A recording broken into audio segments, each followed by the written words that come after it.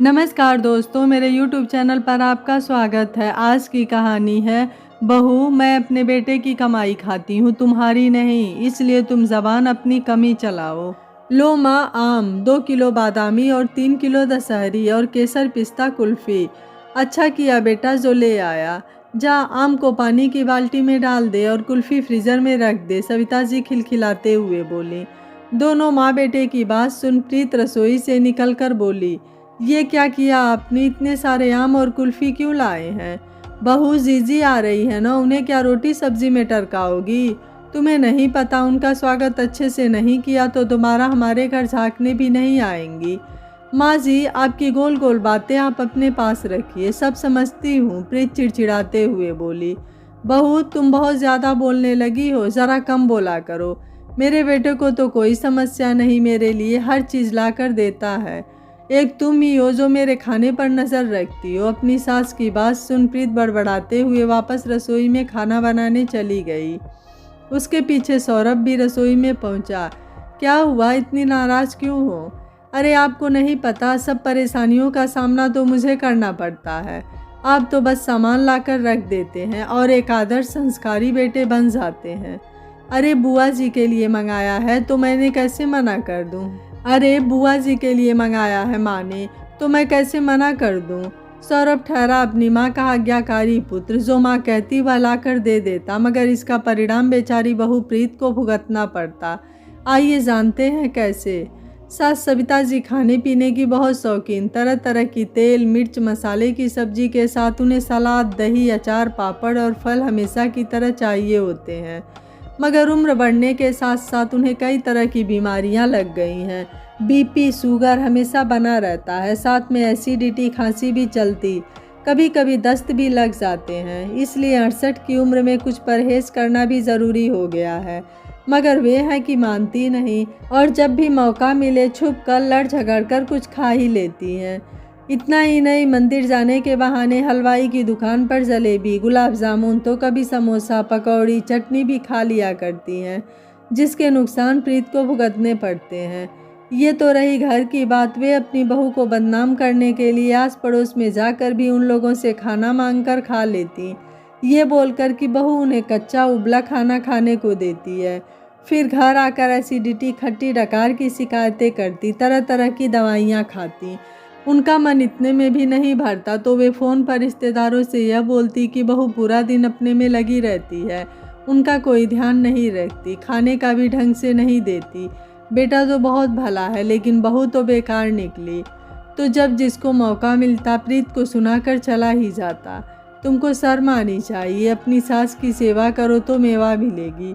ऐसा बोल सब अपने रास्ते चल देते, पर कभी किसी ने प्रीत का पक्ष सुनने की कोशिश नहीं की।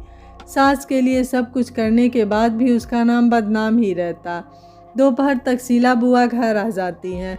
कुछ बातचीत के बाद खाना खाने बैठी तो बुआ की थाली में दाल मसाला बैगन सब्जी रायता अचार पापड़ सलाद रखा हुआ था और सविता जी की थाली में दाल रोटी चावल पापड़ और सलाद, बस जिसे देखकर मैं फिर भुनभुनाने लगी। देखा जीजी कैसी थाली देती है मुझे, कोई बाहर का आ जाए तो दिखावे के लिए 56 भोग बनाती है, पर मुझे नहीं देती। कहते हुए उनकी परोसी हुई थाली में से थोड़ा सा अचार और सब्जी खुद भी खा लेती है। हाँ भाभी, आप सही कह रही हो, कहते हुए शीला बुआ थाली छट कर जाती हैं। अरे बहू, ज़रा आम तो काट कर लाओ बुआ जी के लिए। अब यहाँ खड़ी हमारा मुँह क्या देख रही हो, शांति से खाना खाने दो। बुआ जी के लाया आम में से खुद भी खा लेती हैं। देखा जीजी आपने, कैसे मेरे खाने पर नज़र गड़ा कर रखती है कि कहीं गलती से एक और भी ज़्यादा ना खा लूँ। हाँ भाभी, बिल्कुल सही कह रही हो। घर में खाना खाने के बाद सब आराम कर रहे थे, मगर सविता जी बरामदे में टहल रही थी। उन्हें एसिडिटी बन रही थी। बहू से बोलकर इनो और दवाई ली। देखा माँ जी, मैंने आपसे कहा था ना, आप अचार और सब्जी मत खाइए, अब हो रही है ना आप परेशान। अरे बहू, थोड़ा खाने से कुछ नहीं होता, तुम तो कुछ ज़्यादा ही पीछे पड़ी रहती हो मेरे, बोलकर अपने कमरे में चली गई। फिर भी उन्हें बेचैनी बनी है। शाम के खाने में भी परहेज का खाना खाने की बजाय मसाले वाला खाना खा लिया, ऊपर से बुआ जी के साथ बैठकर कुल्फ़ी के लुत्फ़ भी उठाए। अगले दिन भी आम और मिठाइयाँ खाते रही। हर बार प्रीत उन्हें टोक रही थी, मगर वे बुआ जी से लगातार उसके बारे में बुरा भला बोले जा रही थी। प्रीत सब कुछ सुनकर भी कुछ नहीं बोली, बस चुपचाप अपना काम करती जा रही थी।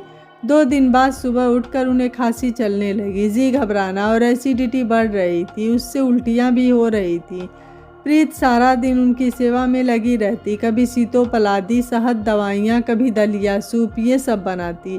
घर के काम, बच्चों के साथ सविता जी की सेवा उसे अलग से करनी पड़ रही थी।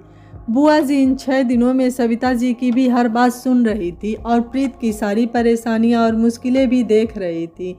बुआ जी जिस दिन जाने की तैयारी कर रही थी, उस दिन सविता जी बड़े लाड से बोली, सौरभ, लाला जा तो कल्लू की हलवाई की दुकान से समोसा, कचौरी, तीखी चटनी, मीठी चटनी, दही, जलेबी सब कुछ ले आ। रुक जा लल्ला, मुझे कुछ नहीं खाना।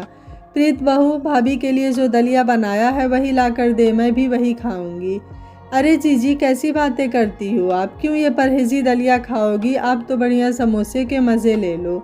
नहीं भाभी, ऐसे मज़े हमें ना लेने जिससे हमारे साथ वालों की परेशानियां बढ़ जाए।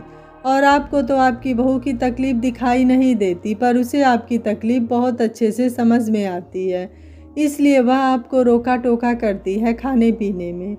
मगर आप हैं कि उसी का नाम बदनाम किए जा रही हैं। उसकी प्यार और परवाह को आप मायने नहीं दे रही हैं। मैं पिछले 6 दिन से देख रही हूँ, आप मनमर्जी कर मेरे नाम पर मनमर्जी खाना खाए जा रही हैं और फिर उसके परिणाम जो निकलते हैं उससे प्रीत को कितनी परेशानी हो रही है। 2 दिन आपको दस्त भी लगी, बेचारी ने सारे कपड़े धोए, आपको बाथरूम तक लेकर गई। बेचारी बहू क्या नहीं करती आपके लिए। इन सब में बेटा तो भला बना दिया, उससे भी करवाओ ना ऐसी सेवा, मगर नहीं। और अगर आप अपनी परवाह कर ले, उसकी बात मान ले, तो इतनी बड़ी समस्याओं से निजात पाई जा सकती है। पर नहीं, आपने तो घर और बाहर दोनों जगह उसको बेकार बहू साबित करने में कोई कसर नहीं छोड़ी। और तो और मैंने देखा है, अपने लिए भी वो ये खिचड़ी दाल दलिया ही बना कर खाती है, ताकि आपको ऐसा न लगे कि आप अकेली ऐसा खाना खा रही हैं। फिर भी आपको उस बच्ची पर तरस नहीं आता। छोटे बच्चे हैं उसके, उनकी देखभाल की जिम्मेदारी भी उसकी है, ऊपर से आप बच्चों से भी ज़्यादा उसे परेशान करती हैं। भाभी, अब आम इमली खाने के ज़माने गए, थोड़ा अपनी जीभ पर काबू रखोगी तो खुद की सेहत सही रख पाओगी। प्रीत को शीला बुआ से ये उम्मीद नहीं थी कि वे उसका पक्ष लेंगी। उसकी आंखों से भी आंसू झर रहे थे। अपनी ननद की बात सुन सविता जी बोली, जीजी आप सही कहती हो, मैं भी कहाँ इस बुढ़ापे में बचपना कर बैठी हूँ। मुझे सच में अपने चटोरी ज़बान पर काबू रखना चाहिए और यह सोचना चाहिए कि बेटा तो सब ला देता है, पर बहू को कितनी परेशानियों का सामना करना पड़ता है। अच्छा किया जीजी जो आपने मेरी आंखें खोल दी, वरना मैं हमेशा प्रीत को भला बुरा ही कहती रहती। बहू मुझे माफ़ करना, बोलकर सविता जी शर्मिंदा हो गईं। प्रीत बोली, माँ जी माफ़ी मत मांगे, बस अपनी सेहत का थोड़ा ध्यान रखिए। सही कहा बहू तुमने, क्या हुआ अगर खाने में स्वाद नहीं, मगर सेहत तो भरपूर है। जी मेरी बहू कैरी की तरह खट्टी है तो पके आम की तरह मीठी भी है। आज से तू जैसा कहेगी मैं तेरी हर बात मानूंगी, बोल अपने बहू के गले लग गई। दोस्तों, कहा जाता है बुढ़ापा बहुधा बचपन का दूसरा रूप होता है। जैसे बचपन में हर इच्छाएं लालायित होती हैं, वैसे ही बुढ़ापे में भी बुजुर्गों की हर इच्छाएं लालायित होती हैं। लेकिन बुजुर्गों को भी अपने स्वास्थ्य को देखते हुए अपने ज़ुबान पर कंट्रोल करना चाहिए।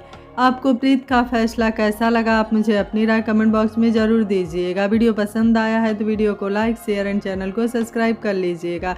Thank you for watching. मिलते हैं अगली कहानी में।